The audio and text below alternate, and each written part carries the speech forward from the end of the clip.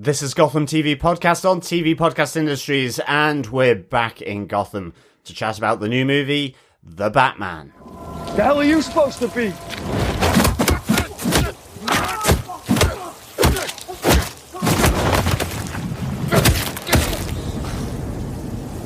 I'm vengeance.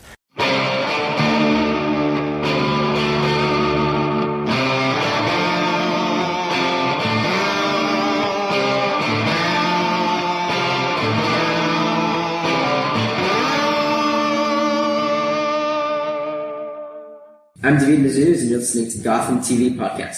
This is Drew Powell, and you're listening to Gotham TV Podcast. This is Robin Lloyd Taylor, and you are listening to Gotham TV Podcast. Welcome back, fellow Gothamites. Yes, we are finally back here to chat about the new movie, The Batman by Matt Reeves.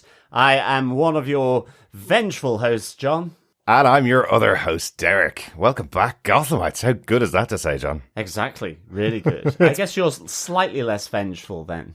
I am vengeance. Oh, you're vengeance? Yes. Oh, no. It's really nice to be back with our fellow Gothamites. It's been a while. It has, yes. Pennyworth we have been doing seasons 1 and 2 since the end of Gotham, the TV show.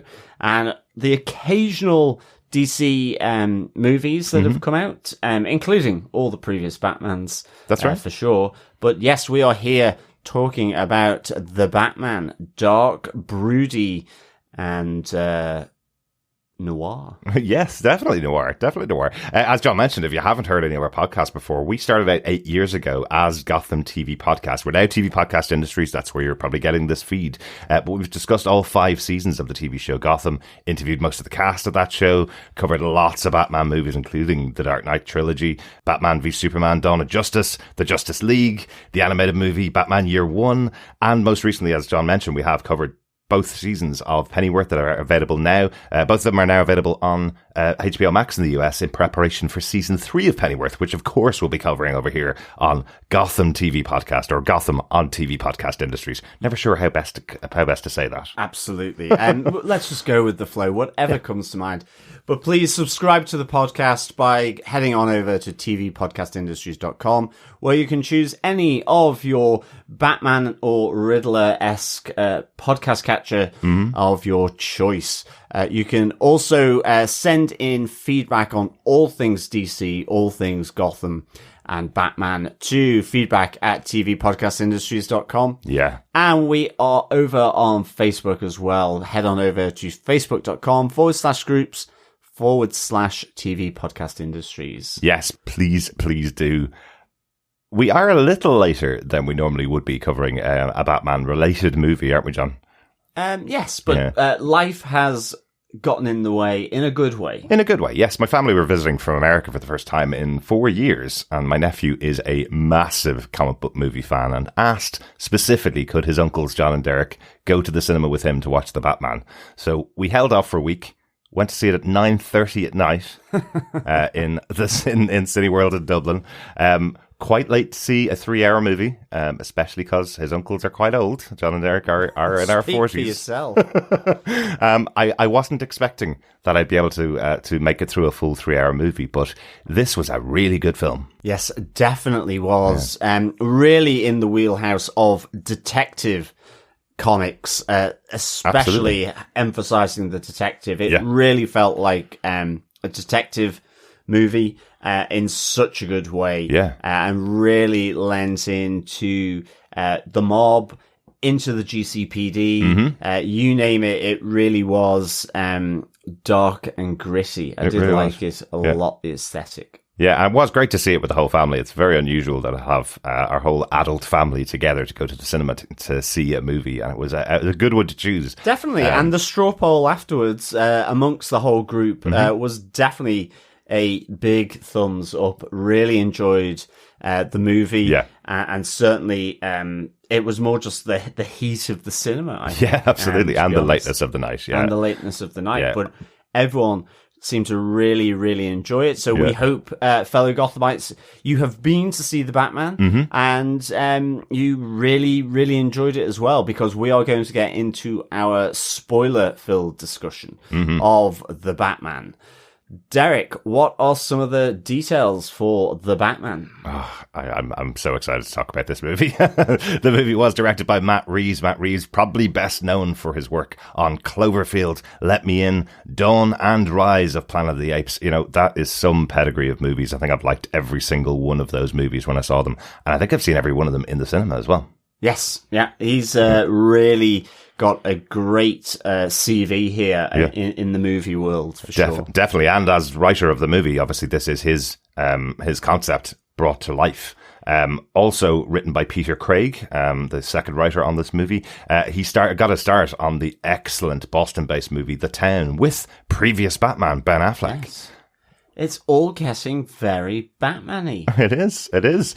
So he's done so many movies since then. He's also did the finale movies for the Hunger Games Mockingbird Part 1 and 2. That was two other big movies that he'd worked on, and worked on many other big movies in the past. But really, really interesting to get a brand new take on the Batman for cinema here from Matt Reeves and Peter Craig. But always want to call out Batman created by Bill Finger and Bob Kane 80 years ago. So the character's been around for such a long time, but great to get another new take. Movie starring Robert Pattinson, Zoe Kravitz, Paul Dano, Colin Farrell, Jeffrey Wright, Andy Serkis, and Peter Sarsgaard. Great cast as well. Yeah, absolutely. Really top-notch stuff here. Well, let's get into it, John. Do you want to give us the official Gotham TV podcast synopsis for The Batman? Sure. It's Halloween and Batman is 2 years into his Gotham Project. He can't be everywhere, but the criminals don't know where he will be. Lieutenant James Gordon aids the Batman by shining his symbol in the sky and using their fear of the Batman against them. A new serial killer murders Mayor Mitchell and exposes his lies and ties to the criminal community. Nicknamed the Riddler, he leaves cards addressed to the Batman at his crime scenes, and his elaborate puzzles lead the Batman to confront his true motivation and the sins of his father. Do you know, I'm impressed at how simple the story was after thinking back on the movie. You know, it is a 3-hour movie, and you do feel it. It's a long film with a good exploration of the character. But when you think about the overall concept of the movie, it is a simple story of the Batman finding his place 2 years now into his vengeance on the criminals of Gotham. Definitely. I mean, I think I would say the length of the movie comes about because of it being so immersive in the world. Yes. So that there's just a lot of establishing of this world again, you know, a recreation of it. Mm-hmm. And I mean, you know, we always have this conversation about Gotham being one of the characters. Yeah. But I felt that, you know, there was that immersion into the city of Gotham. I agree, here. Yeah. And it really just looking at a decaying city, a city with its troubles, a city with its hope, a city of dark and light. I mean, it really did, because of all the rain and the general sort of subdued feeling of the streets and avenues of Gotham. I really got a sense of that immersion in the same way that Seven actually immerses the viewer in this city, that you have Morgan Freeman and Brad Pitt investigating the murders. Yep. And here it felt very similar within that vein. You get, not only is it this detective tale across the running time of this movie, but it's an immersion into this world and its mechanics, its nuts and bolts, and I thought it was really, really good. Yeah, I'd agree. And what really aided it was a very rainy and windy night in Dublin when we watched the movie. I think about quiet points in the movie, you could hear the rain outside, which kind of combined into the movie to make this full 4D experience. Which was really, really weird, because I was thinking, is this in the movie, or is this the rain hitting the roof of the cinema? It was so heavy, the rain. Yeah, absolutely. Let's just talk about that kind of opening sequence as well in Gotham, the kind of establishing moment in Gotham where you have the voiceover of the Batman talking about his project, talking about his idea of how he's taking down the criminals. I really, really like this. You know, he's one man. He's one man who puts on a mask and goes out to stop criminals. I love the setup of it, showing 3 different types of criminality in the city, where you have one guy holding up a shop to get some money, you have other guys spray painting the walls, and then you have a group that are attacking people randomly. They show a video of this group on a train where they've punched someone in the face in a park, which was a real incident that was happening in New York. I think back in the 90s there was or maybe even later than that, where people were scared to walk in Central Park because at night you could randomly get punched in the face, effectively. So they brought this into the story, and then the Batman's saying, well, I can't be everywhere. I'm only one man. But if I can give them the impression that I could be after any of these type of criminals, then they will all be scared. They will all fear for their lives. So that combined with the bat signal coming up, which leads all these criminals to go, ooh, he could be coming after me. But that was, yeah, absolutely. It was so well done. Just, the criminal holding up the shop, being afraid to go down the dark alley in case he's there, and effectively backing into the traffic and being knocked down. Yeah. You have the graffiti being sprayed on one of the public buildings, and the spray can just goes into the doorway, which is dark, and he won't go after it. Yeah. And ultimately you then see the Batman coming to the aid of a passenger on the transit system that's being attacked by this gang. And so, it was a really nice little concept to his use of fear as a deterrent for all manner of criminals. Because he is the shadows. Yes. Yeah. I also like what they took from the games and from the comics as well. These criminal gangs in Gotham all painting their faces in different ways or wearing masks in different ways. You see that the criminal who's holding up the shop is wearing a mask over his head, like a Halloween mask. It is on Halloween, of course. Yeah. But he is wearing the Halloween mask of the drug that's pervading through Gotham as well. Yes. So all setting that up.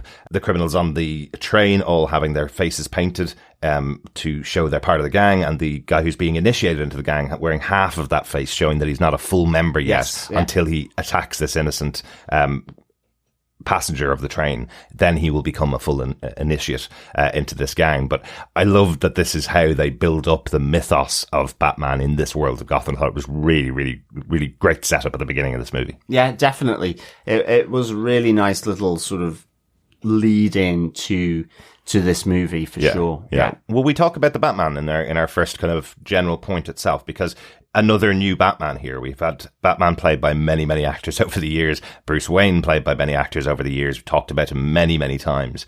There's a big difference with Robert Pattinson's Batman in this movie. His big difference really is Bruce Wayne doesn't seem to exist in his world. He calls out very early in the beginning of the movie that he spent his nights being nocturnal, being out in the streets as Batman over and over again. You don't get the feeling there's much of Bruce Wayne left to this character at the opener here. No, not at all. I mean, it really is that Bruce Wayne, as a person who lives in Gotham, is a total recluse. Yeah. And the persona of Batman in terms of what he does at night, but then what he needs to do during the day in terms of all the detective work and investigations for his activities at night have effectively removed Bruce Wayne from society and the societal life of this city. Yeah. And you get that as well with the relationship with Alfred as well. Yeah. Where Alfred is really, you need to go out as Bruce Wayne, that you still exist. You know, he's trying to push Bruce Wayne away from purely the Batman, because there is that notion of the consumption of this persona, where when we see Bruce Wayne out of the costume, he's almost non-functioning. Within society, at least, even when he does go to one of the funeral and memorial services of the mayor who has been killed at the start. And even with Alfred,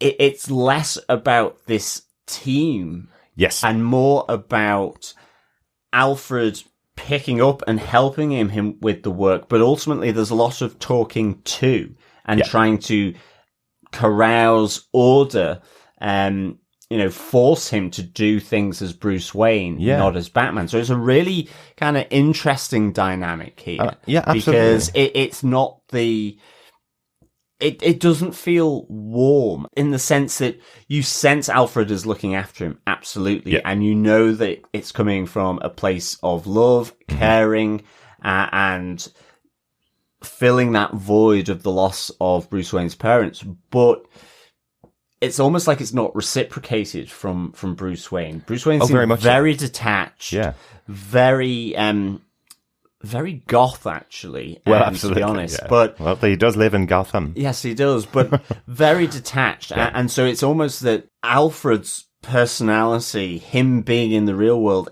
is not reciprocated because the Batman has become all-consuming for Bruce Wayne to the detriment of any kind of relationships that he has, any kind of love life that he could possibly have, any kind of life within society of Gotham. Yeah. And I thought that was really kind of good. I liked the detachedness of that because actually it allowed the film just to really focus on the Batman. Yeah. And, give the flavor of this detachment from society. Yeah. Even though he is working for the good of society, but it's a single purpose. Absolutely. You kind of feel that weight and the pressure that's on the Batman, as I said earlier on, this idea that he is just one man, he can't be everywhere. So, but he feels like he has to stop all crime in Gotham. He feels like he still has to do something. So he's using this idea of fear and vengeance to intimidate all of the criminals in Gotham, even though he can't go after every one of them. But you're right, that it's a very different relationship that we've seen between Bruce and Alfred. Over the years, we've seen him as a very supportive character. All the way through Gotham, he is a father figure to Bruce. Here, it's very clear that they've had that conversation many times, that Bruce has told him he's not his father.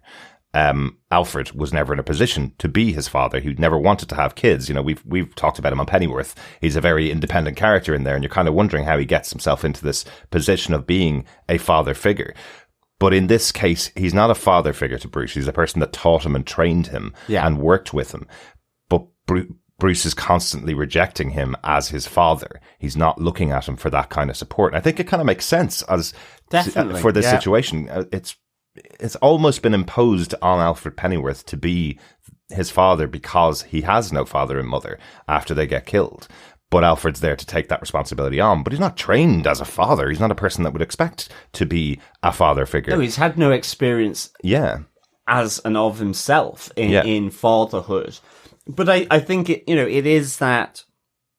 That's the great thing about the relationship and dynamic between Alfred and Bruce Wayne and the Batman in this threesome is that you can look at that story around the more paternal side of Alfred and what he brings to that relationship. Yeah. But also the pure nuts and bolts and technicalities of Alfred effectively supporting Bruce Wayne in the choice that he's made to become a vigilante detective here. And training him, supporting him with the analysis and keeping his secret. So, I mean, I really, really like that. And I think in this movie, the Batman is the great detective. It is that storyline. You really got the sense of, what a number of shows actually, including Gotham that we covered, had promised, but that it is a detective story at its heart. First and foremost, absolutely. First and foremost, in terms of investigating the deaths of these prominent figures in the local politics and their links to the underbelly of Gotham and what that means. Yeah. And the motivations ultimately of the Riddler. So that to me was fantastic because some of the greatest Batman comics are detective comics. Yeah, absolutely. Absolutely. It is the what the comic company that produces the books is called, and it feels like that's where it all comes from. This Batman feels very different, I think, from any of the Batman we have seen on screen before. at least in live action movies. We have seen this version, The World's Greatest Detective. We have seen him in games. We've seen him in comic books before, but not very much in the live action movies. And I think by removing the personality of Bruce Wayne from the movie, for the most part, it does feel like you're getting a Batman that is singularly focused on tracking down this new serial killer in Gotham. Yeah, and which I think is really cool. It's flagged right at the start at that metro station where he says, "I am vengeance." Yes. You know, from the start, it is about vengeance for the death of his parents. And it's uncompromising in that stance that you see from Robert Pattinson's version of the Batman. Yeah. It's what drives him. It's what just pushes him ever onwards to the detriment of anything else in his life, really. Absolutely. And two things I like about that. One, we watched The Batman by Tim Burton last week, and this scene is actually a replication of the opening introduction of Batman from his Batman movie, where he has a criminal held up, dead to rights, effectively, and the criminal goes, "Who are you?" In that version, Michael Keaton responds, "I'm Batman." Here, he responds, "I'm Vengeance." So he doesn't even say his name as Batman. And the second thing I love about it is the running joke with Catwoman for the rest of it. Effectively taking the piss out of Batman, going, absolutely, saying, "Okay, Vengeance, come on over and we'll meet up," kind of thing. She keeps calling him Vengeance rather than Batman, which I think is really funny, that she's poking a little fun at how serious he is about this whole thing. Yeah. So love that in here. Two other little points on the Batman for me. I will call out that even though he has a really bad relationship with Alfred, there is a moment when Alfred is in serious danger later on. You can see that caring nature of Bruce Wayne coming out a little bit in this movie. You don't get very much of Bruce Wayne in the movie, but he is really, really concerned that he's put Alfred in the way of harm, which is something that you do see from the other versions of their relationship in the past. I think there's an essence here that we will see build out if Matt Reeves does another set of Batman movies, which hopefully he will do. We will see their relationship build out as Bruce kind of realizes how much Alfred's done for him in the past. And one other thing, Bruce Wayne here is an a-hole. Like he is absolutely a really dark version of his character. Nobody could be friends with this Bruce Wayne. We don't see him as being the playboy billionaire that we saw in Christian Bale's performance of the character or in Michael Keaton's performance of the character. In fact, he goes to a club and people look at him and go, "Who are you again?" Yeah. Whereas the Bruce Wayne billionaire that we've seen in the past, everybody in Gotham knows his face. So, so that's a lot of the difference here in our Bruce Wayne.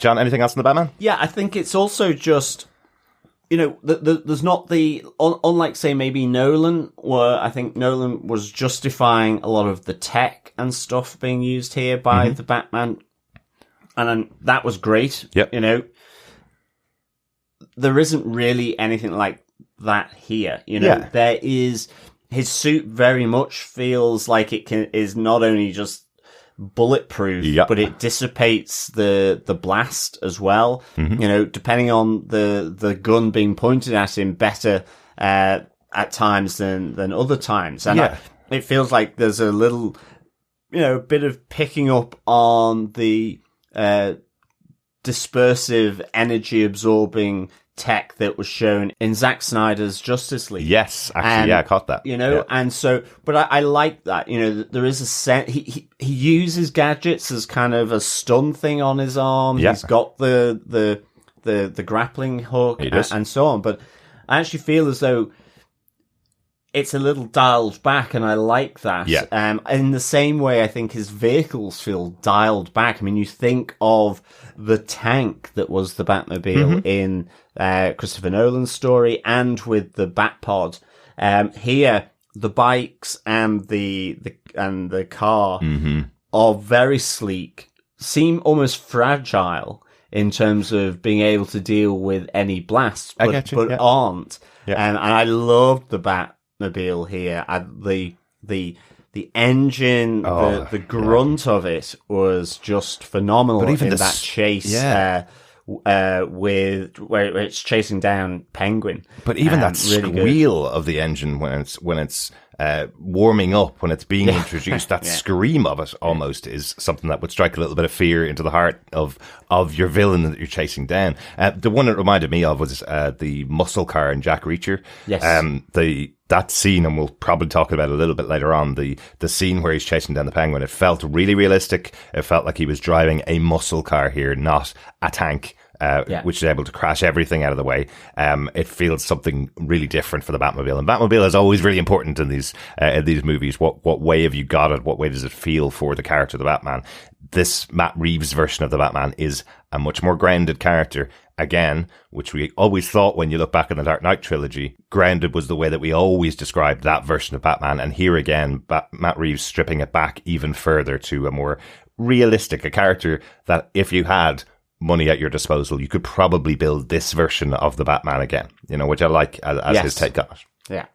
And not really any notion of Wayne Enterprises here either. Just very small mention of that side of Bruce Wayne as well. Yeah, it feels like Alfred's kind of running that on his behalf. He keeps saying to him, you never turn up for the meetings. He has to organize a breakfast meeting in Wayne Manor to try and get Bruce to be at a meeting. Yeah. There is Wayne Tower there. We do see that in the movie. There is this whole organization of Wayne Enterprises is there, but it feels like Bruce has stepped completely away from it because he's focusing on the Batman persona, and Alfred seems to be covering for him all the time.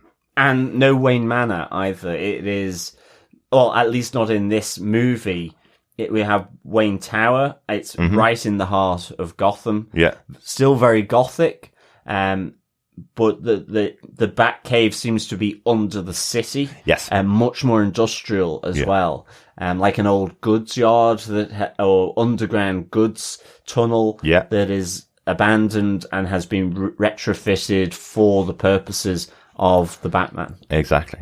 Yeah, that's really a really interesting and different take on the Batman here. I'm sure this is the Batman. We will talk about the Batman at other points in his relationship to other characters, but we move on to the other major character in this movie, John. Yes, the Riddler, and his motivation. Yes. I mean, just first off, that opening sequence where he is viewing the mayor and then coming into his apartment through the skylight and just being in the background, in the shadow, watching the mayor, who's currently in a mayoral election. Yeah. That was really good thriller. It's proper creepy. It was very creepy. Yeah. It was really on the button. I love that. It gave the sense of just the danger from this character, very methodical, understands why they're doing what they're doing, and going after these corrupt politicians and public servants. And I love the aesthetic with the hood over his head, the kind of green tone to it, but also how the glasses are over the outside of the hood, when you see him unmasked later on, and he's got those glasses that was just a real great little costume touch that he has to wear his glasses over the top of the hood, but really nicely, sort of a nice look there to the Riddler. Absolutely, but it works so well in that opening scene with Mayor Mitchell in his house as he's watching the news, and all you see is his glasses reflect the light of the room. You just see two spots of light in the background, really, really well hidden, and it's that scary element that is taken from Silence of the Lambs. I think that idea that someone's watching on at all times. You have no impression that they're there. It's not like you get that jump scare moment with Mitchell when he realizes that the Riddler's behind him. He never realizes and gets hit over the head. Yeah. There's also an element of him that this is an untrained killer in Edward Nashton. This character, he hits the mayor a few times, killing him, but he drops the. It's very visceral. It's very much.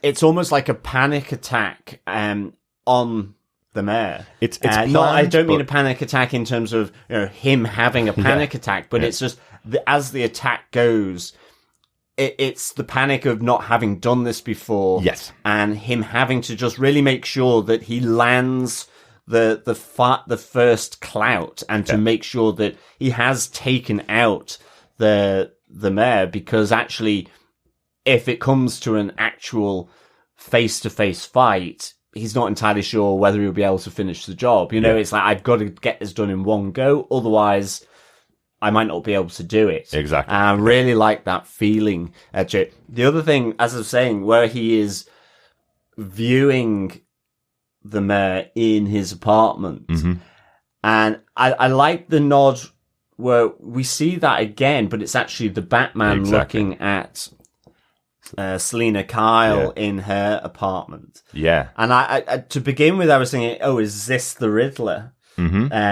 Is this Edward Nashton looking at Selina here? Yeah. And it just, I guess, it coalescing towards the idea of the Riddler using the Batman here, needs the Batman to be a part of his investigation. Because as he says at the end, I don't have the brawn, I don't have the muscle. I needed you for that. I have the brains. I led you to this point. So yes, exactly. Really, I love that. And I mean, it's always why I've enjoyed the Riddler, because he does, it is that nerd. It is that, the way he has to work around his limitations of effectively not being particularly strong, and using the world in which he lives in to his will purely by manipulation. Yeah, absolutely. And you're right, the echoes throughout the movie that are leading Bruce Wayne, Batman, to question himself, that the echoes of Edward Nashton and how he is in this world of Gotham, how he feels he's delivering his vengeance on the people of Gotham that he feels are in the wrong, the liars, the cheats, the people with ties to the underworld. It's similar to Batman. It's a similar story. There's even just a touch of after the death of Mayor Mitchell, when Batman's called in to kind of consult, he's told that his son is the one that found him, that Mayor Mitchell's son is the one that's found him.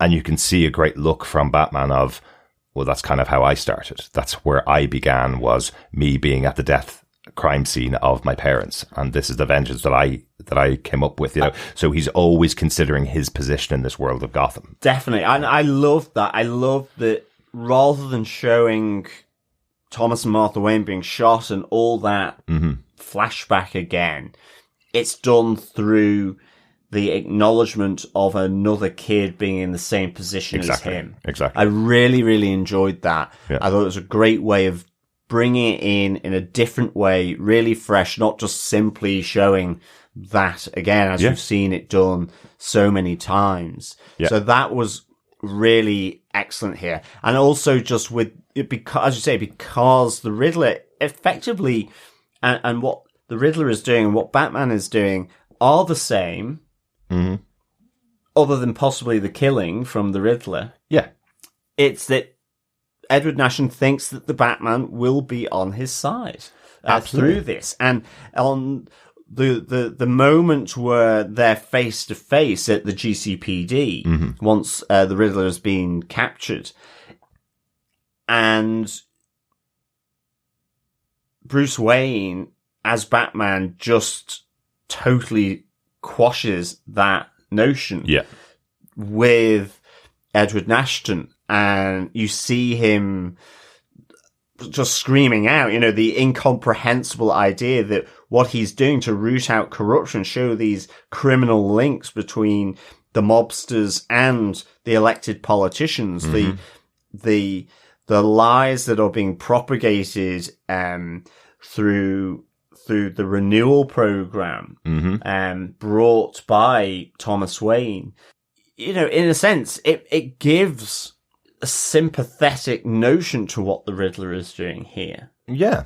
He's just going about it the wrong way, and that's kind of where the strength of this script from Matt Reeves come from. It is about, I get the concept, I get the idea. He's effectively traced the entire history of corruption in Gotham all the way back to the founding families of Gotham, the Arkham family and the Wayne family. Yeah. He's tracing it all the way back there and kind of saying this city can't work the way it is because the person at the heart of resolving it, the person who created this Project Renewal, which was Thomas Wayne, has been indebted to the crime of this city for many years. He's been hidden by the criminals of this city for many years, so he's tied right into it as well. Can we talk about that plot, that overall concept, I suppose, of what's going on here, the trail that Batman is following, that Edward Nashton's leaving down for him? Because it is really interesting, and it is in comic books, it is in video games as well. They've taken this idea that Thomas Wayne is not beyond reproach. He's not the kind of hero that Bruce is living up to.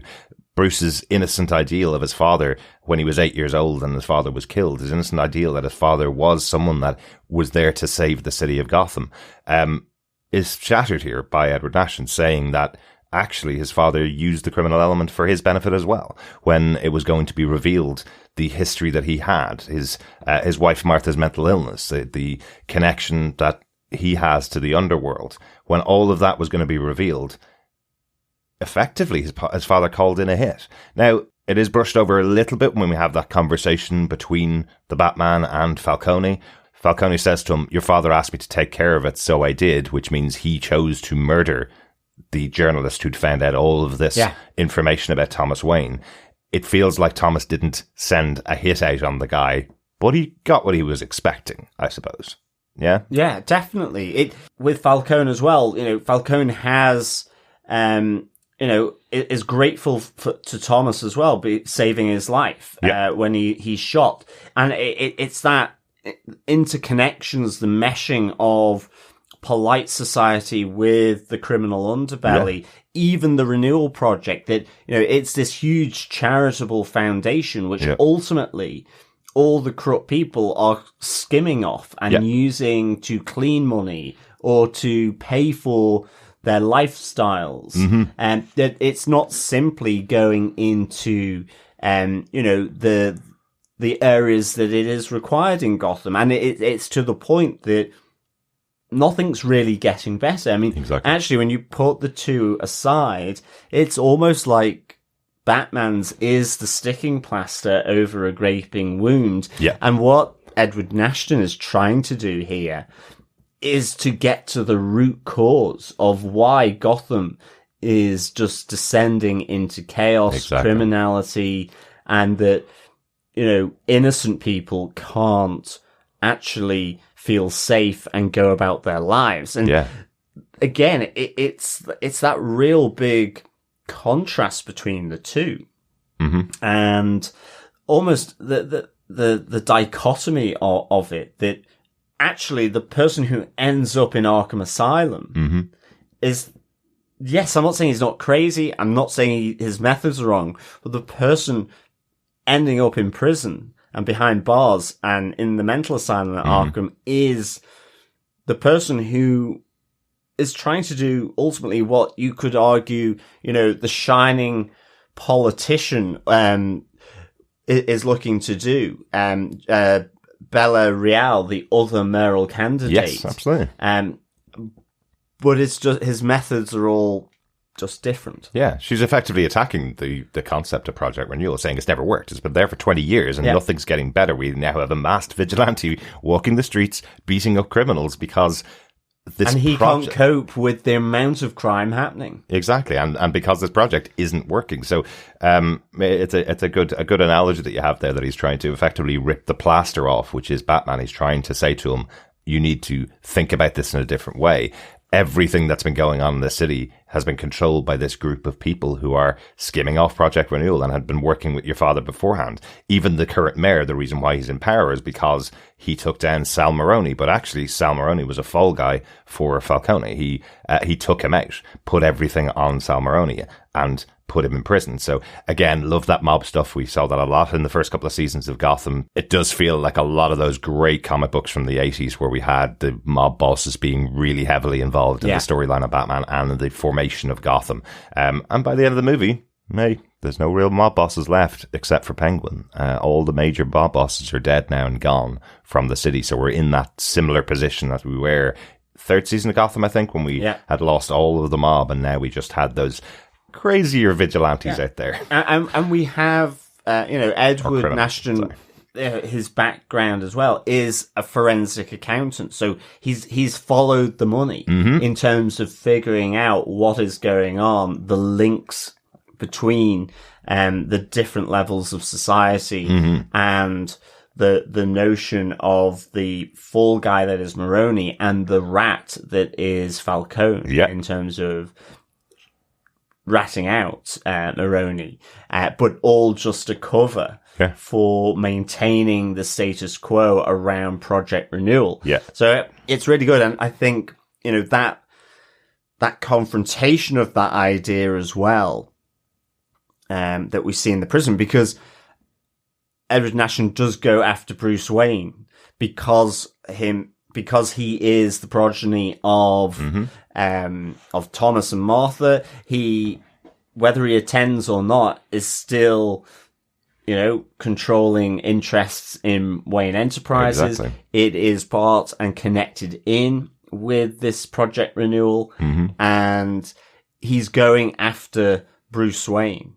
And that confrontation where he just starts shouting Bruce Wayne's name, and Batman is there, and you're just wondering, does he know that Bruce Wayne is Batman, the person there?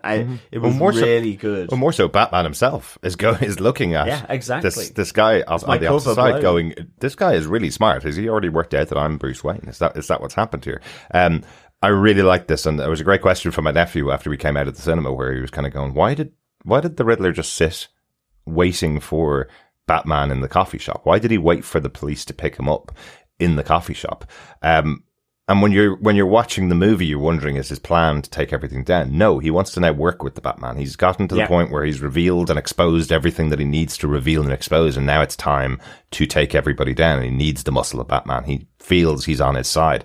Paul Dano in this scene, I think, is fantastic in this moment. His jittery, high-functioning, very intelligent character comes across really, really well when paired against Batman here. And again, another almost trope of Batman movies. You can say that now with Batman movies. There are certain tropes. There's been so many versions of Batman, but that moment where you have Batman facing off against his villain in a prison cell, effectively. I love these moments where you just have them talking in a cell. In Dark Knight, the biggest Batman movie before this, it was him in a cell with the Joker and losing his cool with him. Here, he feels like he's been exposed. He feels like he's been found out by the Riddler. But when he realizes he's not, and realizes Edward Nashton feels like Batman should be on his side, and then he cuts that down instantly. The idea that he would inspire someone like the Riddler to come out of the woodwork and use his intelligence to take down the criminal underworld, and that would be the inspiration that Batman would leave behind, is the turning point for his character.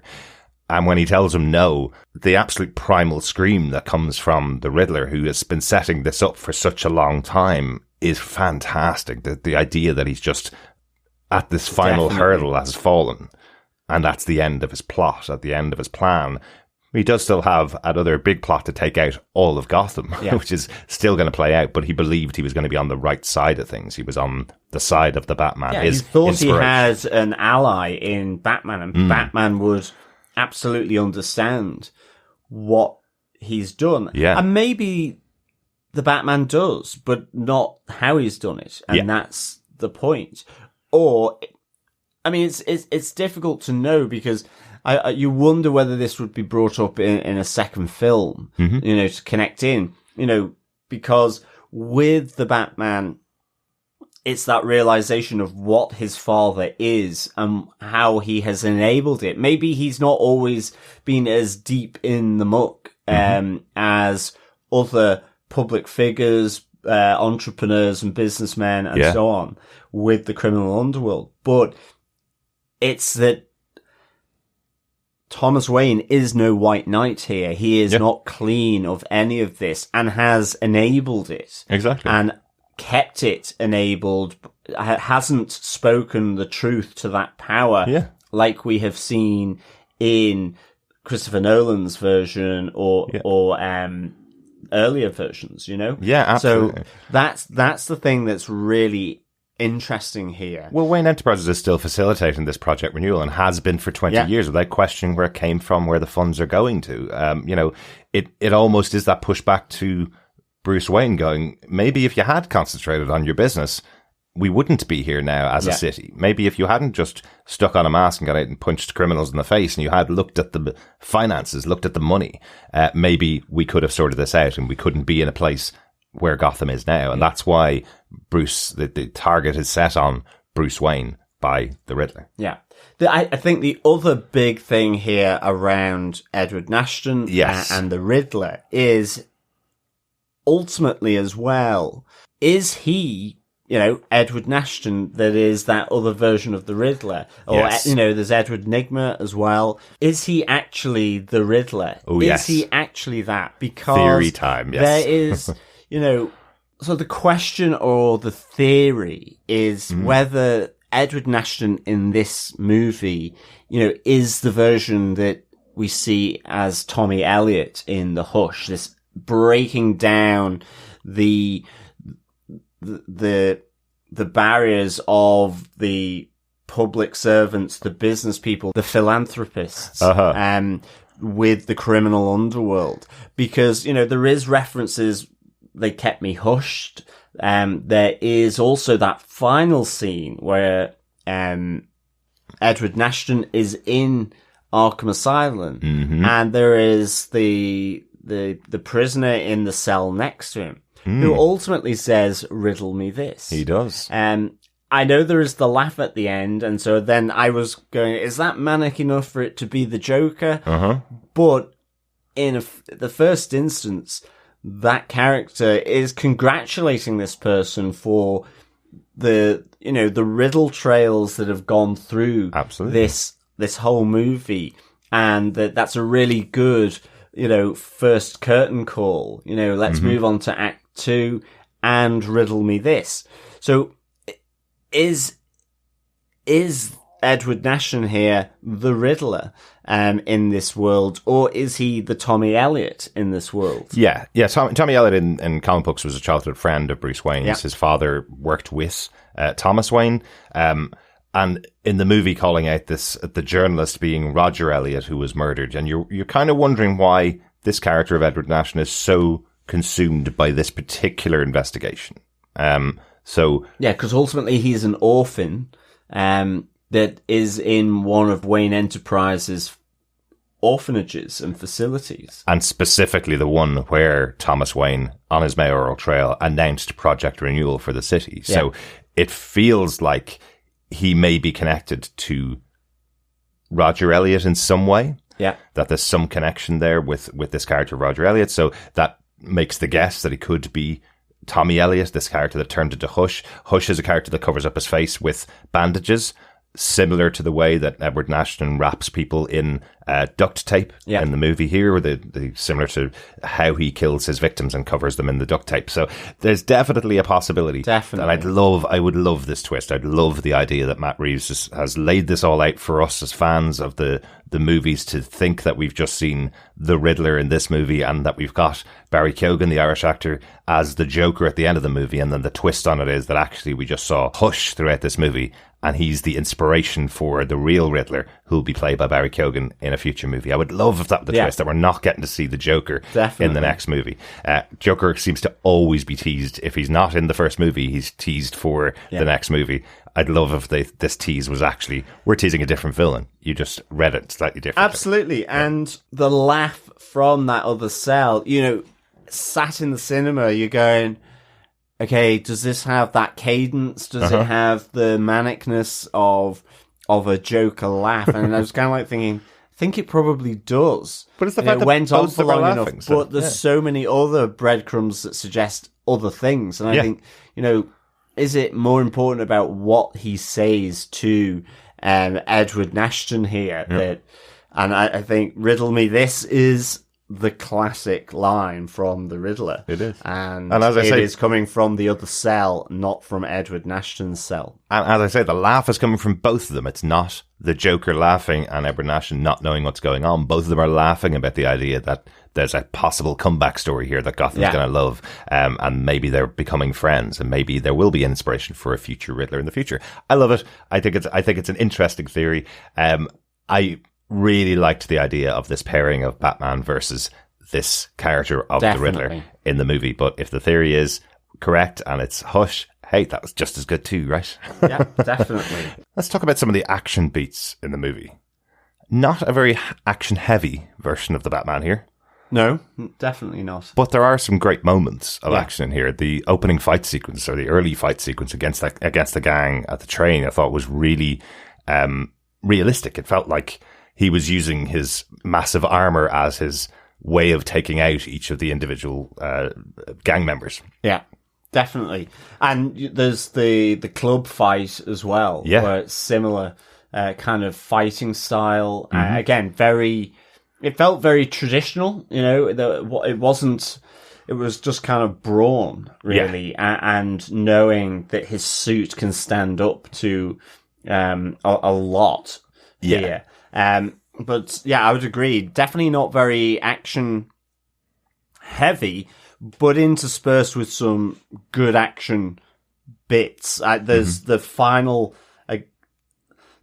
scene as Gotham has flooded, where the bombs have gone off, the final part of Edward Nashton's plan, and all his acolytes that he's brought along to take out Bella Real, the other mayoral candidate. Yeah. And again, I loved all that with the guns and the different guns being used against the Batsuit, some really knocking him out and so on, up really on the sort of the vantage point where they're looking to sort of kill all the people that have assembled in this arena. Yeah. So that was really good. Little suspension of disbelief on the Batsuit's bulletproof capabilities. Now, I get it. It's a bulletproof Batsuit. Yeah. Fine. I can accept that. But as always with Batman, he does have an exposed chin. So yes, definitely one bullet, given how many are shot at him in the movie, could have taken out Batman if it hit his chin. Agreed.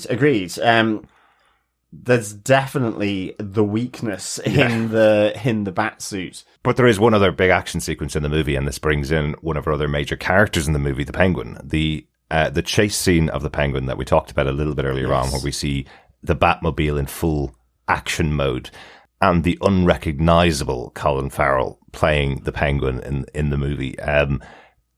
Loved this scene, loved this moment, loved seeing this version of the Penguin who's willing to do anything to not be caught by the Batman. Yeah. Like, the destruction that he causes on the road and the amount of people he kills in the scene to try and take out the Batman are fantastic. But the way it's filmed as well feels really, really visceral, feels really almost like something out of the Fast and Furious movies. Yeah, really good car chase. Yeah, both of them driving on the wrong side of the road and just nearly missing vehicles around them. There isn't the kind of stuff that we would have seen in Nolan's movies where Batman's pressing certain buttons in his car so he can do moves that car couldn't do in the Batmobile. Well, and the car is a tank, so yeah, you know, this scene here is about cars having to dodge things, about the limitations driving the car to their breaking point. I mean, even with the Penguin, it's where he's stuck between two trucks. There's a car in front of him that he can't hurry up. The Batmobile is getting closer and closer, and he decides to, high stakes maneuver to knock the wheels of one of the trucks to send that off to provide the barrier to the Batmobile. Yeah. And it's just really high stakes kind of driving, and I really enjoyed it. Absolutely. And I have to say, my biggest laugh in the movie came from that scene as well, where we have Penguin thinking that he's gotten away from it, going, I gotcha, kind of thing, where he's laughing away to himself, and then we see the Batmobile explode through the fire as it's taking this leap over one of the exploding trucks, and then he takes out Penguin in his car, having the camera attached inside the car with Colin Farrell as it rolls over, and And his reaction to that was really, really so good. So good. Just kind of, yeah, exactly. Really good. And then seeing Batman walking, all upside down and keeping that camera perspective from the car, from the Penguin's perspective. Really great scene. The other scene, and we saw it in Nolan's, is Batman fighting in the dark with the gun flashes. Again, it was a variant on what we saw in Dark Knight Rises. Yeah. Again, really, really good. Yeah. But I think Colin Farrell here as the Penguin, coming back to that, he's really good. It's quite low key ultimately in a sense. It is him as the second tier mob boss. A bit like with the Gotham series, where he is trying to make his way. He's the runner for the Falcones and the Baronis. Yeah. But he knows all the information. And he's waiting for his moment to step up. The super duper intel person, because he knows all the secrets. He knows all the web of linkages exactly that holds this all together, and he can use that as his leverage. And I really like that version of the Penguin. Yeah, it does feel like something directly out of Gotham's Penguin playbook. I love how he's directly asked questions by the Batman in the course of his investigation, and he lies directly to his face. This is your Penguin. This is the person that knows all the information but won't share it with you unless he benefits from it. Yeah. So it does feel very like Robert Lord Taylor's version of the Penguin from Gotham, and in those senses, a much more grimy, gritty version of it, and definitely Colin Farrell is channeling his Robert De Niro accent from Godfather. He's definitely using that accent. He is totally unrecognizable. We've seen Colin Farrell in so many movies over the years, all the way back to Daredevil, using his Irish accent in there. We've seen him in so many other films over the years, but here, I don't think you could have guessed, if you hadn't seen it on the poster, that that's who it was. No, definitely. And interestingly, there's talk of so many spin-offs from this movie even before it was released, and now with the success that's in there and the success of Peacemaker, the spin-off of the Suicide Squad, we will be getting a TV spin-off from the Batman. The most recently rumoured one is an Arkham Asylum set TV series, which should feature Colin Farrell as the Penguin in that role. Yeah. So that'll be very interesting. It really would. And I almost think that this version, Matt Reeves' version of the Batman, would suit a 6-episode TV show almost more than a sequel. Even though I really enjoyed this movie, I'm not sure you could sustain another 2.5-hour movie or 3-hour movie of this type again. And I will talk about how the movie wraps up as we go along, but I'm not sure you could sustain that world in a movie again. Whereas I think you could do 6 one-hour TV shows of this style in this world. We've seen the power of linking TV shows to the movies using the same cast for that with Marvel. Yeah. And it's worked a treat. We've seen it now with Peacemaker as well. So, even if it's a separate storyline or continuing it to build for another Batman movie, I think it can really help fill in those pieces that would possibly have maybe the first 30 minutes of a new movie. Yeah. And you can explore that much more thoroughly within 6 hours, 6 episodes of the TV show. Yeah. So absolutely. And unfortunately with that announcement, we did kind of make the announcement that Gotham TV podcast would be coming back, because the original spin-off that was announced was supposed to be GCPD, the TV show, led by Jeffrey Wright's Lieutenant Gordon. Yes. That was the original announcement. That's now unfortunately transitioned into this idea of Arkham Asylum. After seeing the movie, I can kind of see the concept now. Yeah, a lot more. And we did have 5 seasons of Gotham, which was a GCPD-based TV show. I can still hear Ben McKenzie's GCPD in my head every time I say that out loud. I could still hear his version of Jim Gordon shouting GCPD. So, yeah, you'd feel like if you had another GCPD set show, you would be almost taking from the playbook of Gotham in some senses, and you feel like you'd be treading the same ground a lot, whereas an Arkham set series with some of these villains, some of these actors in there could be really, really interesting. I'm sure Jeffrey Wright will be in there as well. Yeah, I'm absolutely convinced. Speaking of Jeffrey Wright, let's go to the allies here with Jim Gordon and Selena Kyle here as Catwoman. Jim Gordon here is that, untainted captain in the GCPD.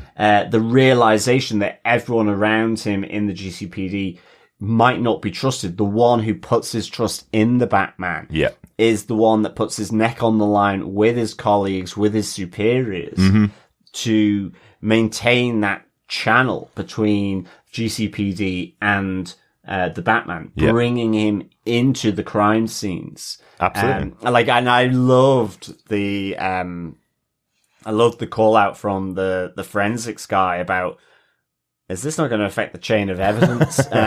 Because it's such an important idea. Yeah. And I just really enjoyed that. I think Jeffrey Wright here played Jim Gordon really, really nicely.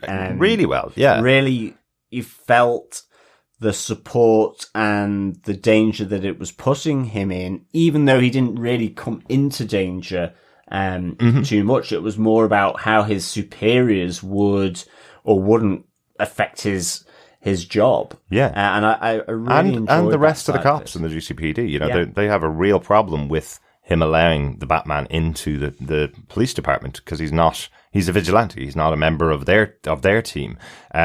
I like how they tell that story as the movie goes on. Towards the end, we do see the GCPD coming on side with Batman. We see them joining with him.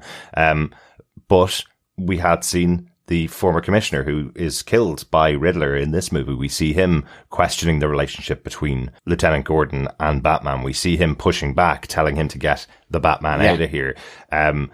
Partially because, well, if the trail leads the way it's going to lead, he will be killed. Yeah. So he wants the Batman out of there in case he disrupts that, or in case he finds out what's happened and how he's connected. But this is the relationship I think was called out so well in The Long Halloween. I think that was my first story that I remember seeing the two of them as allies in this fight. Yeah, working partners, you know, and there's always been that relationship right back to the early comics. There's always been the relationship with Gordon, but that almost friendship, even though, as Jeffrey Wright calls out, I've never seen your face. I don't even know who you are, but I trust you implicitly and don't trust anybody else that I'm working with. Any of them could be corrupted by what's going on in the city of Gotham. You know, we see many members of the GCPD working for and with Sal Maroni and Falcone. So there's no one around him that he can trust.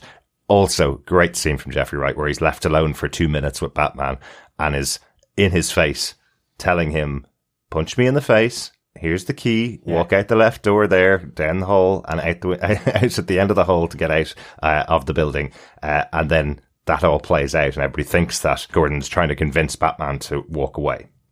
Yeah, really good scene.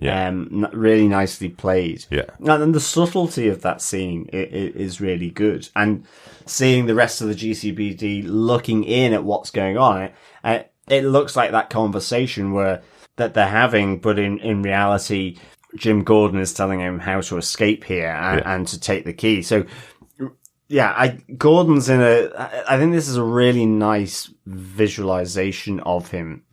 Certainly compared to some of maybe the last 2 or 3 Batmans, where I think Commissioner Gordon has just had that moment of he's on top of GCPD with the bat symbol. Here, Jeffrey Wright is much more engaged, much more of this partner and ally within the GCPD, and much more involved than I think we've seen recently. And I guess that makes sense. J.K. Simmons' version of Commissioner Gordon. You know, and I guess that makes sense. You know, the other Batmans, their focus has been on Justice League or v Superman. It's not been this detective side, or the Batman will immediately bring in the element of GCPD, in terms of that investigation. Well, we haven't had a Batman solo film since Dark Knight Rises, so this is the first Batman solo film, and his cast around him are really important. It does also lead to the other sequence, I suppose, the escape from the GCPD of Batman, where he uses a flight suit or a wingsuit, which he attaches to himself. I love the gadget. I think it's really cool where he's able to just zip it up and turn his batsuit into a wingsuit and he flies off. But I also love the comedy in it that hasn't used it very often. It's really dynamic. shot of it going through the city. He looks for his landing spot. He lands on top of a bus, almost, falls off the side, hits a car, and then limps off into the distance. So again, 2 years into the Batman, so he's still learning some of these gadgets that he's built for himself, which is important for this character. Yeah, it's a nice little touch, actually. Yeah, and also in terms of learning, you know, the other ally here in Catwoman, in Selina Kyle, you know, begins to get him thinking about, you know, other human interaction effectively. Absolutely. And I think Catwoman here, played by Zoe Kravitz, is just really on point. I love it. Yeah. You know, the hustler at the Iceberg Lounge, which again, a great call out that we have the Iceberg Lounge. Absolutely. Her friend who's gone missing, or possibly lover, in the Russian girl that was identified within the pictures. Annika, yeah. Annika from the first crime scene with the murder of the current mayor.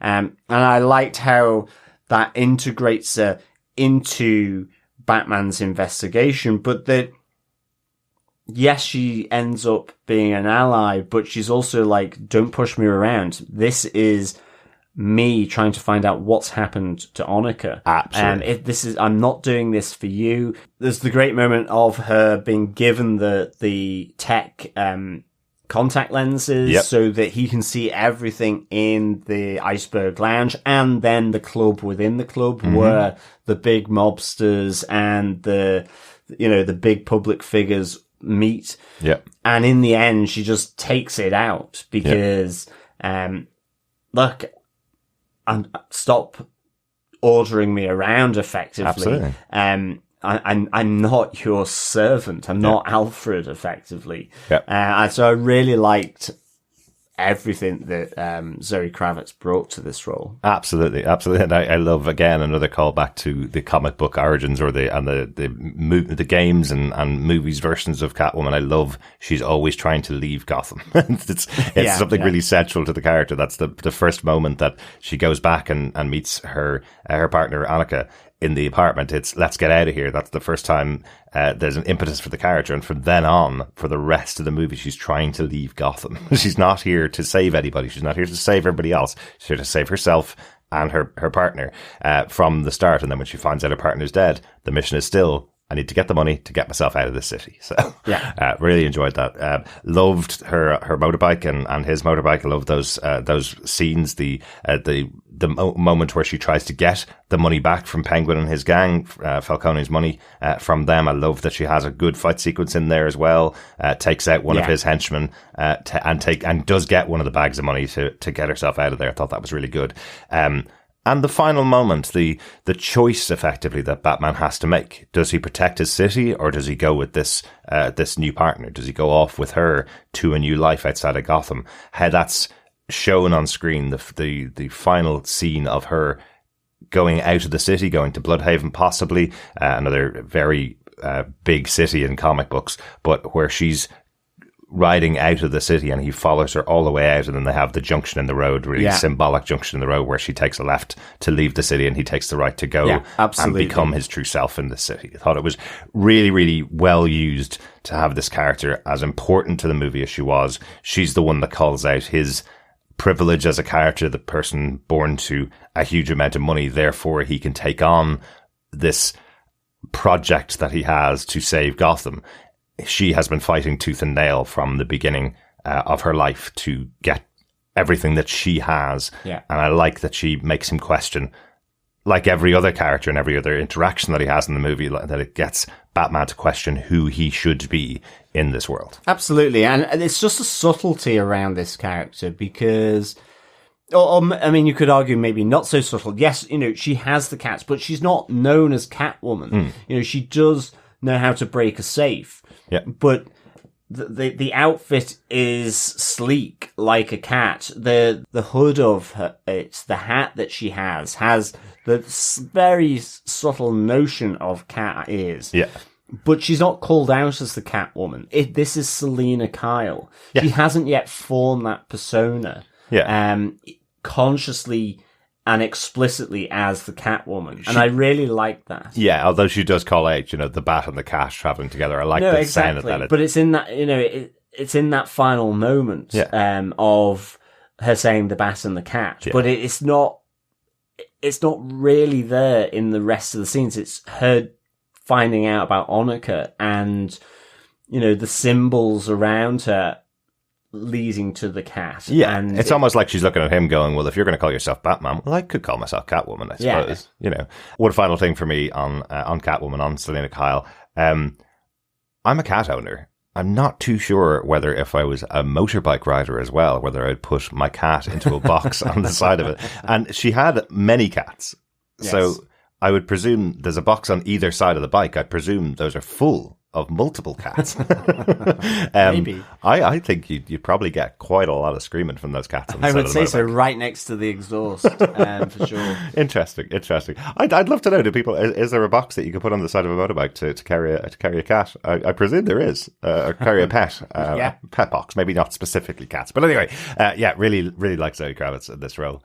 Will we go on to the final wrap up of the movie? Our final point on Batman, John. Yes. Batman stands for hope. This is what the movie has been all about. It's telling us the story of Batman as being the avatar of vengeance in Gotham, the person that is after the criminals, taking out as many as he can and scaring the rest of them into not doing bad things in future, because maybe the Batman will come out of the darkness, out of the shadows, and take them out. By the end of this film, he's realized that he can be something else. It can be inspiration and hope for the people of Gotham, because that's also a way to make Gotham better, is to show them there's someone there to help them and save them, not just someone there to punish the criminals and villains of Gotham.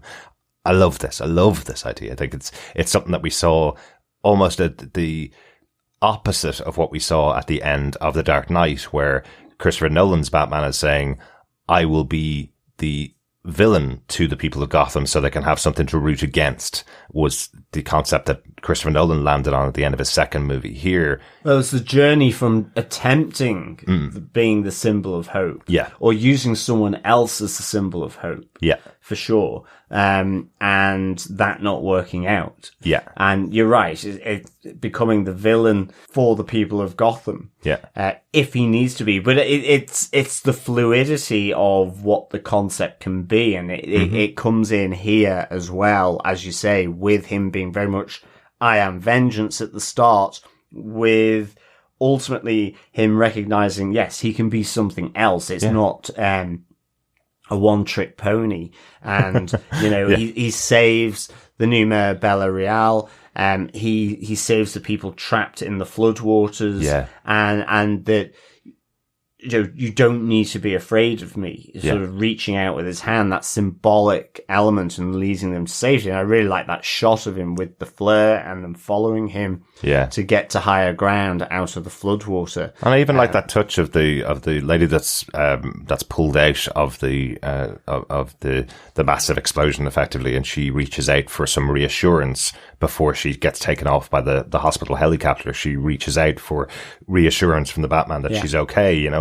It's a really nice change for the character by the end of the movie. And that's what I was talking about earlier on. This idea of doing spin-offs now of the Batman movie into these 6 or 7 episode shows or whatever they're going to be in that darker version of this Batman movie, I think is great. But we have a different Batman at the end of the movie than we had at the start. Yes. We have a Batman that you feel at least is going to start exploring the Bruce Wayne and the ability that Bruce Wayne will give him in the future of Gotham to be able to use Wayne Enterprises in a different way, the way his father may have intended in the past, and be able to use Batman as a symbol of hope for the people that he's trying to save within Gotham, not just a figure of punishment for the criminals. Yeah, and it's almost, as you say, it's almost him becoming the Thomas Wayne that we know from some of the earlier Batmans and the other storylines of that character, being the philanthropic medical billionaire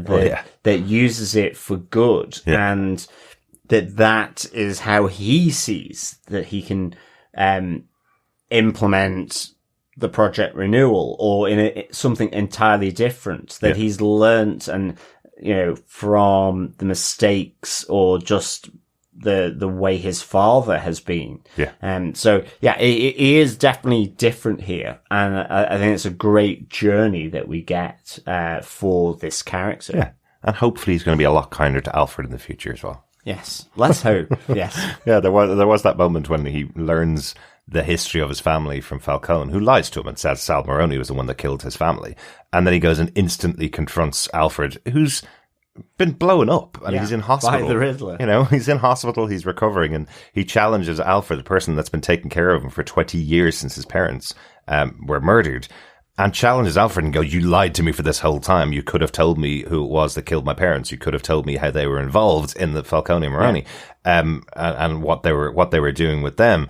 And Alfred kind of goes, but he lied to you. He's the one that killed your parents. You know, you kind of think that after all those years, there would be a little bit of trust between Bruce and Alfred, but it seems like Bruce is willing to take on the opinion of someone that he doesn't deal with, a known criminal. You feel like he's taking on that opinion of him. Well, again, it's to the inward closed nature of being just Batman that he, you know, it's that it's almost as though Alfred is as separate as Falcone is here. I mean, not totally, but it's just he's shut everyone off. Exactly. And that's kind of how this version of the movie ends with for Batman anyway. We've already talked about that kind of end credit scene with the introduction of possible Joker, maybe the Riddler in the future. We'll see how that plays out. Any other notes about the movie you want to talk about? Anything? The only thing from me is Barry Keoghan as the neighbouring cellmate to Edward Ashton, and I mean, I didn't even know it was him. I really couldn't figure it out, and I was trying to see, did it have the smile? What was the voice? And certainly with the laugh. So, that was a nice hidden bit of casting there for me. Really enjoyed it. Yeah. It's so interesting to have the Penguin played by an Irish actor, and now also possibly the Joker played by another Irish actor in this movie. We're starting to get the reputation like the British had 15 years ago, where Brits only play bad guys in movies. Now it's only Irish people can play bad guys in Batman movies. There you go. But great to see Barry Keoghan in there. Great to see Colin Farrell in the movie as well. One little touch I wanted to call out: the twins who are the bouncers on Iceberg Lounge. Yes. The only twins I know in Batman mythos, let's say, are Tweedledum and Tweedledee. Tweedledee, yeah. So I kind of loved, there's a little pause when Penguin's saying, "Oh, you met the twins," when he's saying that to Batman, where I was expecting him to call them out as Tweedledum and Tweedledee. Very different looking to comic book characters, but a little Tweedledum and Tweedledee. They weren't the smartest tools in the toolbox, are they? There's a nice little gag as well through all of this. Yeah. I like that as bouncers, every time somebody knocks on the door, they close the door in their face and then open it again as they consult with each other on whether they let somebody in or not. I thought that was quite a fun little touch. But I like those, how this is built into this world. Finally, I do want to call out, because we didn't really mention it, we have mentioned Falcone throughout the discussion of the movie overall, but I want to kind of call out how brutal Falcone is in this movie and what he's done over the course of his history. Like, the reveal of the connection with Thomas Wayne and the criminal underworld is what's important to Batman and important to the story. But this Falcone has murdered everyone that has gotten closer, everyone that has tried to turn on him from the beginning. We hear he's actually the father of Selena Kyle. We hear that he strangled and killed her mother. Yeah. He killed her partner, her best friend. He's the one that strangled her and killed her. And he's trying to do the same thing to Selena when he gets stopped. Yeah. But he's a very brutal character in this world. He really is. Yeah. He's not the godfather sitting back at the table, sending his minions out to do his work. He's the one that's taking all of these women out around him that could possibly cause him problems in the future. Dare I say it, he's a hands-on kind of man. He is. He will do what is necessary to protect his reputation, his interests, and certainly when it comes out that he is the Rat as well. Yeah. And I do like his takedown as well, where you think it's one of his thugs that has taken him out. once they realize that he is the Rat, but it is from the sniper shot from Edward Nashton. Yes, pull him into the light, and now will be revealed effectively. Yeah. So that's. I just wanted to call out him as a character. I thought he was a really good version of Falcone in this world. We've seen the mob version in Batman so many times. It's an interesting and a good take on the character. So I think that's about it. Yeah. So Derek, how would you rate the Batman? I really enjoyed this. This is a top quality Batman movie. It is 3 hours, and I don't want to stress enough that it does feel like 3 hours at times. It does feel like, because you're going through a procedural or a detective story, it does feel very methodical, and it feels like you're spending a long, long amount of time. But Batman movies are known to be long. This is not unusual. It does have moments, though, in that last half hour particularly, where you feel like people are saying goodbye for longer than you would expect them to. It feels like that Lord of the Rings Return of the King thing, where that last half hour could be shortened if you didn't want to spend more time with these characters. Yeah. I can imagine there are some people that were in the cinema an hour and a half into this movie going, oh, I hope it finishes up soon, and another hour and a half later, we're ready to leave. I can see that. But overall, this is a really interesting story on the Batman, and I think the right amount of time was given to the characters and exploring this storyline of Batman's movement from a character of Bruce Wayne who's hopeless in himself and wants to do vengeance on the criminals of the city, to being a hopeful Batman with a much brighter future for himself as a human, as a person living in this environment. And it's only through the interactions that he has with a villain who thinks he's the inspiration for him, with a possible partner in Selena Kyle who sees the goodness in him, and with a friend like Jim Gordon who sees him as the White Knight of Gotham, who sees him as the only dependable person in this city that is weaved in and out. And with, that with baseline of an unwavering Alfred. Absolutely. Even though he's not appreciated, in that sense. Yeah, exactly. So I think it's a great story. Have to shout out the music by Michael Giacchino as well. The use of Nirvana's Something in the Way works really well for this character of Batman, this more emo version of Batman. Yes, he does have the 90s dark dyed black hair. The eyeliner in there works really well for this version of Batman.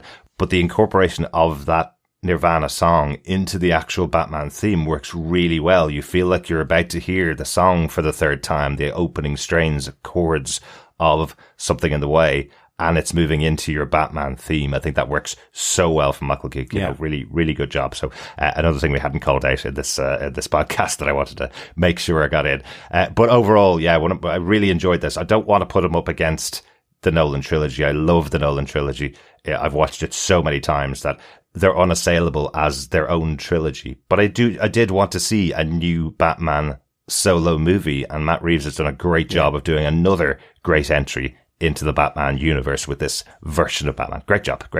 How about yourself, John? What's your overall feelings on the Batman? Yeah, I love this. I'd give it 4.5 riddle cards to the Batman out of 5. I absolutely get your point. It is a long movie, and it's really kind of procedural around the detective story, but that's what I really, really like. I love that we got the Batman. It was about the Batman. Bruce Wayne being sort of linked just very loosely around that, out of sight. The obsession, the cut-off that has happened with Bruce Wayne because of being the Batman. I love the visceral, real nature of it. And the bad guy and the good guy are kind of interchangeable, really, and it hangs on a thread. It's the arc of this storyline, which is Gotham is in absolute darkness, including the person who's trying to save it. And just at the end, it isn't, the clouds lift and the sun comes through. It's literally, there is a very small crack of light that is being shed onto Gotham through the change that's the realization from the Batman. That he isn't just that. There is Bruce Wayne as well. I love that they didn't concentrate on the backstory and did it through the mayor's kid and also through just the project renewal and seeing that it was integrated like that, that we didn't get another walk down the alleyway, to be honest. No more Crime Alley. No more Crime Alley. Yeah. I thought that was really good. Loved all the actors around the Batman, as you've mentioned them. And I just think this has a real great, feel, vibe. And I love Paul Dano here as the Riddler. It's not really until that cafe scene and then the prison scene in GCPD and then Arkham that you really, see the acting chops of Paul Dano. I mean, yes, you do throughout the whole of it, but he's not in scenes where he can chew them up. Exactly. It's not until that moment. And I love the Riddler character. So having this as a central idea, not always defaulting to the Joker. And this is where I do hope that Barry Keoghan is possibly the real Riddler here. It'd be so interesting in Arkham. I think it would just be such a great twist. I get it. The Joker's important. He's an amazing character and foil with the Batman. Yeah. But I just feel some of the other bad guys are so iconic as well, like the Riddler, like the Penguin. Yeah. Like Mad Hatter, even. I love these characters. Yeah. I mean, even with the flooding of Gotham, I was hoping to see Killer Croc sort of swimming around as well. I love Killer Croc. But I really hope they if they do introduce the Joker at some point, that it's not in the next movie, that it doesn't immediately go into that dynamic again, because there's other dynamics of Batman that come out with the other foils to his character that bring the other side of him out, or a different side of him. And I think here with Edward Nashton and the Riddler, or it brings out it brings out something different from the Batman, and I think it really allows for more of the detective side of things. Absolutely. So I really enjoyed this movie, and 4.5 Riddler cards to the Batman out of 5. Excellent. Yeah, really, really good film. I can't wait to see it again. Really looking forward to it. One final word on our experience going to the cinema. I did feel like our whole family group was a bit downtrodden at the end of the movie. They all said they enjoyed it, but everybody felt like they'd gone through a full experience for those 3 hours, without a doubt. So I'm not sure if that was a great family day out. We're all Batman fans. We've all seen all the Batman movies, and we all said we've enjoyed this film as well. It's a heavy film. It's a heavy film. It is definitely a heavy film. I think head on to a comedy afterwards. Maybe watch the full series of Peacemaker directly afterwards or something like that. Excellent. Will we talk about a little bit of feedback that we got in from our wonderful Gothamites? Yes. First up, we have some feedback over on our Facebook group. Head on over to facebook.com/groups/TV Podcast Industries. First up, Richard Blaze. He says, I've had this written for the past week, waiting on you guys to see it before posting. Minor spoilers below if anyone's not seen it yet. I've been reading Batman for almost 40 years, and for me, this movie, The Batman, is near perfection as to how I imagined him to be. Mm-hmm. Prior to getting into the comics, my only experience of Batman, as I'm sure was others, was the 1966 version, and thought it was fun and silly, but I wasn't really blown away by the characters.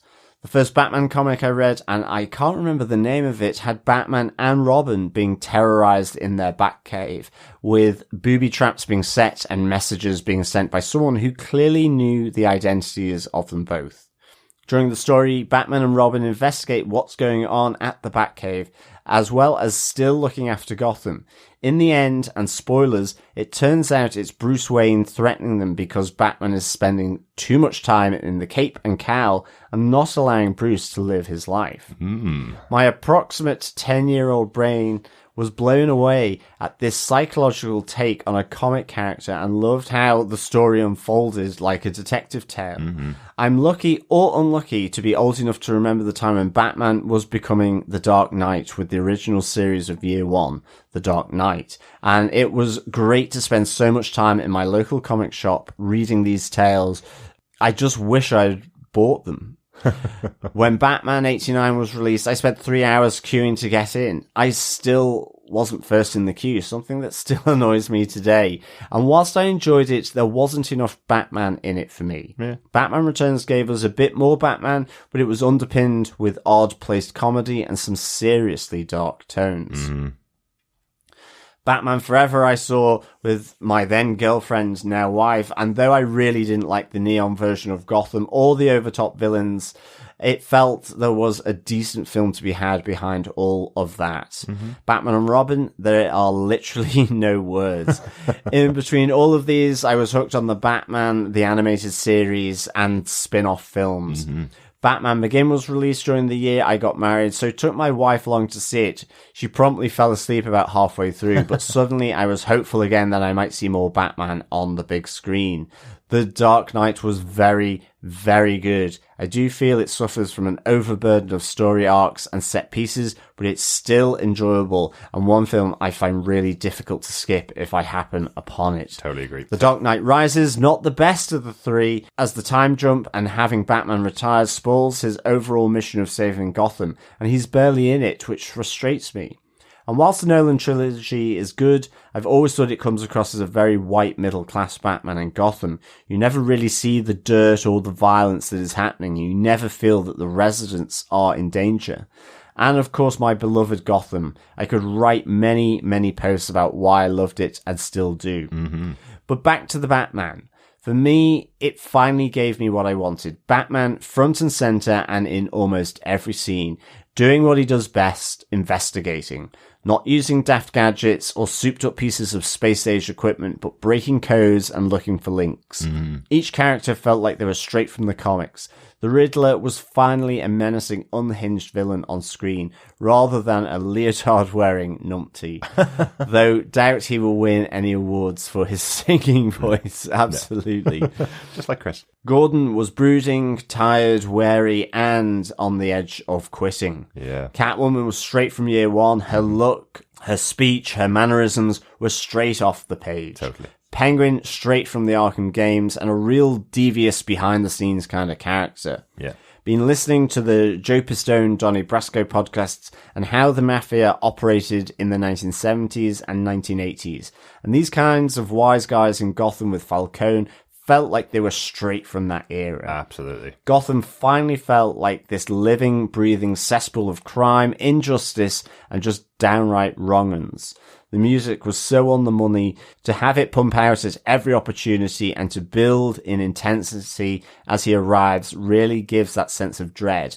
Currently on repeat in my car. Nice. My only minor point I didn't need was the surprise cameo near the end. It felt too much of a forced scene, especially as one of the earlier scenes with this character was cut. So it didn't really flow for me and wasn't needed to take the shine from Riddler. As I said at the beginning, for me it perfectly captured how I imagined Batman to be. Totally loved it, as you can probably tell by the length of this post, so I best shut up now and allow you to read other views. Thank you, Richard. No need to shut up at all. It is great getting your history and love for this character down through the ages. The ages, John. Like a thousand years.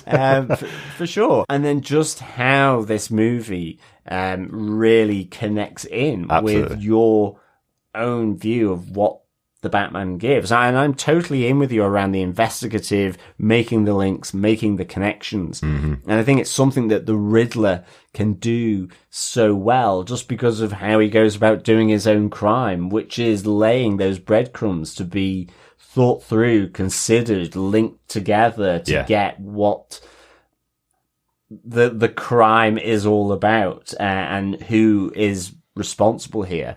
So definitely really get your feeling around the Batman as a detective. Absolutely. And I think as I say, I know what you're saying around bringing, potentially the Joker in that cell scene. Yeah. And I'm kind of with you in a sense, as mentioned there just on the podcast. I really hope they would maybe just, push the Joker to one side for a trilogy of Batman movies and have it about some of his other villains, and in particular the Riddler. I'm a massive Riddler fan. I know. Yes. And the only thing I would say is possibly, just possibly, the real Riddler is in the cell next to Edward Nashton.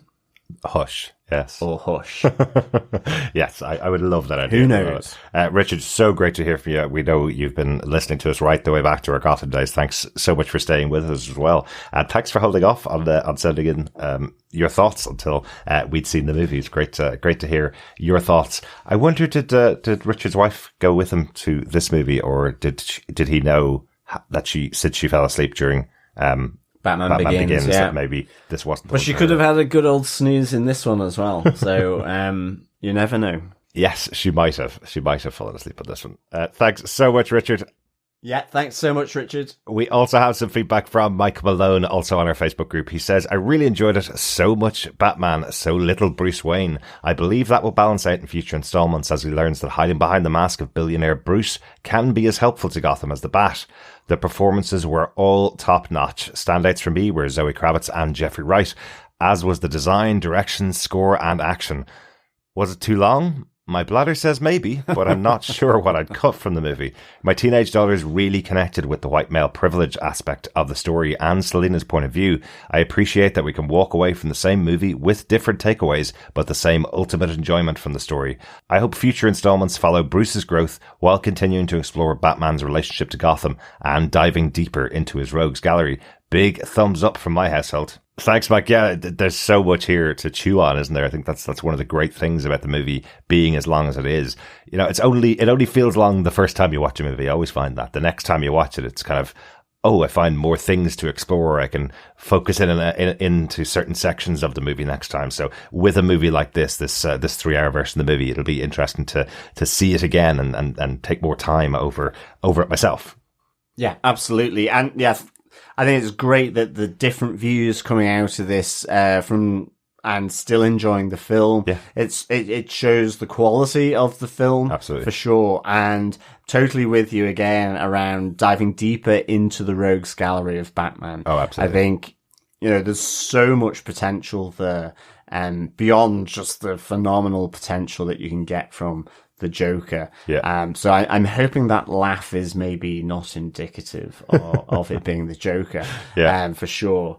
But yeah, thanks so much, Mike. Absolutely. I know you mentioned the movie is long, and I know Richard mentioned about some scenes that were cut from the final version of the movie. There was an interesting story this week about Matt Reeves that he was also filming scenes to hide certain characters in the movie. So, for example, with Barry Keoghan, who possibly plays the Joker at the end of the movie, he actually filmed scenes with him as a GCPD officer to put people off the trail that he could potentially be the Joker in a future Batman movie. So while there are some scenes that were cut from the movie, there are also some scenes filmed for the movie to hide the identity of certain characters, which is so interesting in this world of knowing that people have cameras as they're walking past outdoor scenes and are taking photographs of characters, on the set because they don't want to spoil the story. The idea that you would spend money filming scenes and writing scenes and lighting them and acting in them just to cover up who somebody could be is really interesting as well. So whether we get a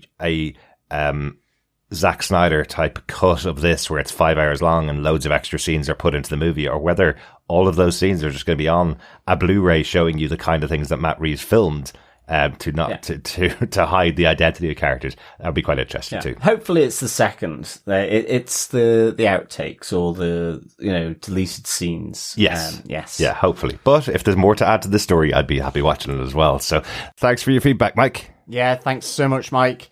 Ben Rush also says, quite simply, this is the Batman film I've always hoped for. It's as if Ridley Scott went straight from Blade Runner and made Batman. Oh, yes, yeah. I can definitely see that. The atmosphere created around Gotham, the damp, rainy, dark, dirty atmosphere of Gotham. Yeah, totally. Definitely, feels Blade Runner-y in that sense, yeah. Absolutely. Thanks, Ben. Thanks, Ben. Yeah, another long-term fan of Gotham and Batman there as well, Ben. Great to hear from you. We also had some feedback from Russell Hooper, who said, not bad, not as good as the Dark Knight trilogy, better than anything done in the 90s, and better than Batman v Superman. Pattinson was a good Batman. He made me think of a younger Batfleck, but I didn't like him as Bruce Wayne. I hate that they made Gotham New York City. New York is Metropolis and Gotham is Chicago. Why can't these filmmakers understand this? Catwoman was fine, but her mask was stupid. A cut-up ski mask? Really? I liked Penguin. This movie was more of a psychological thriller than a superhero movie. This makes me like the Riddler. Can't wait for the Joker. I really wish it was the actor from Gotham playing him. Gordon was good. The actor did a fine job. Other than the New York thing, this was a decent movie. It was about half an hour too long, though. I'd give it a 7, maybe an 8. I'd only pay to see it again in the cinema if I was going with a group of friends who haven't seen it. Otherwise, I'll wait for streaming. Thanks, Russell. That's really interesting that you say that. You know, I had never, ever thought of Metropolis as being New York. And I always thought of Metropolis as being Washington. That's why Clark Kent, being a news reporter, he's reporting on the government, he's reporting on politics, he's reporting on all the big things that go on in the capital city of the country. And I always thought Gotham being New York City, because traditionally New York is actually known as Gotham. From the 1800s, it's been known as Gotham. So I always thought that was the connection. But of course, in the DC universe, the capital cities are kind of interchangeable. At times in the comic books, it can be a specific city. At times, it's just the DC universe version of a particular city in the country of the USA. So it's interesting that you would think that it is Chicago. I know that that has been used as a stand-in the Nolan films. I think he used Chicago. Yeah, he used Chicago. So that's really interesting. I didn't think that this Gotham was directly connected to New York. In fact, in The Joker, I think it was directly connected to New York, whereas here I did feel like it was the first time I've seen Gotham on screen as its own city. Yeah, I mean, I felt this was very much Gotham for me, but I do know where Russell is coming from, because, and I think it's actually towards the end with the shots, or at least it was for me, the shots before the vans explode as the final part of the Riddler act. Yeah, that sort of wide view of, I guess, Manhattan Island. Definitely, I thought it looked like New York. It reminded me of The Dark Knight Rises when Nolan transferred it from Chicago to New York. The bridges to give the island element where it was being cut off. So it was only then that I really saw the New York side of the location setting. Yeah. But I think it's probably been done in a number of different locations. But otherwise, I definitely felt it was New York. You know, however they added on with visual effects, the base location of wherever they were, it really gave that sense. Yeah. I think, I'm certainly with Russell around this being a psychological thriller, you know, with a superhero at its heart doing the detective work. And certainly for me, like with Russell, you know, I think this is what the Riddler as a protagonist gives in a lot of respects. Yeah, I get that. And it, you know, it's a little bit more kind of thought through rather than just being crazy, sort of, you know, a grenade with the pin taken out, a bit like the Joker. Yeah. I mean, I'm looking forward to the Joker, but I actually wish, as mentioned on the podcast, that they possibly just don't utilize him in this, and let's just see what some of the other Batman protagonists, what storylines they can generate for potential other movies or indeed TV shows, for sure. And on the Catwoman mask, I think it's because of the early stage. So I actually really liked how, you know, it's not a fully formed Catwoman mask like you have with the Batman. This was Selina really being Catwoman before she knew it herself. It's only really at the end of this movie, as you're saying, you know, where she says, well, you're the bat, I could be the cat, where possibly that's beginning to take hold, and whereby she might actually decide to take on that persona and then have the fully formed cat suit effectively. So I think I like the rough and ready look of Catwoman in this, because ultimately she wasn't really Catwoman yet. Exactly. A cat suit and a ski mask. Worked really well for me too. Thanks so much, Russell, for your thoughts. Yeah, thanks so much, Russell. And thanks to everyone else for your feedback. If you want to send us any feedback, we'd love to hear your thoughts about the Batman. Even though we have finished our podcast about it, we'd love to hear your thoughts about the Batman. You can email us to feedback@tvpodcastindustries.com or pop it over to our group on Facebook at facebook.com/groups/tvpodcastindustries. There's a spoiler post up for the Batman, so you can share your thoughts in there with our fellow Gothamites. Yes. Remember, fellow Gothamites, you can subscribe to the podcast over at tvpodcastindustries.com. Please share the podcast, because sharing the podcast is sharing the love. Yep. We are also on Patreon at patreon.com/tvpodcastindustries and over on Buy Me a Coffee at buymeacoffee.com/tvpi. Any support is very much appreciated, whether it is through Patreon or Buy Me a Coffee, but importantly through your support of subscribing and listening and sharing the podcast to other fellow Gothamites. Absolutely. Speaking of Gotham, we will be back with Alfred Pennyworth for Pennyworth Season 3 later this year, coming to Epix and HBO Max for the first time later this year, Pennyworth Season 3. So we will be back in the Batverse, let's say. We are also covering on our main feed, we're covering Star Trek Picard Season 2 at the moment, which has been really, really good. We also recently covered The Boys Diabolical, animated adult violent show from Prime Video. We'll be covering Season 3 of The Boys, which just had its trailer out this week as well, over on our main feed on TV Podcast Industries. Yes, that is back in June, and at the end of March, Defenders TV podcast, our Marvel counterpart, will be delving into Moon Knight. Yes. Sometimes stupidly called Marvel's Batman, but he really isn't any connection to Batman. It'll be really interesting to see Marvel's take on a street-level vigilante on Disney+, because we've had lots of street-level Marvel characters over on Netflix, but this will be their first opportunity to have a street-level, pretty violent character in the Marvel cinematic universe, let's say. Yes. But fellow Gothamites, thank you so much for joining us. It is, as always, a great pleasure discussing all things Gotham, all things Batman with you. Remember, keep watching, keep listening, and keep brooding. I'm Vengeance. Bye. Bye.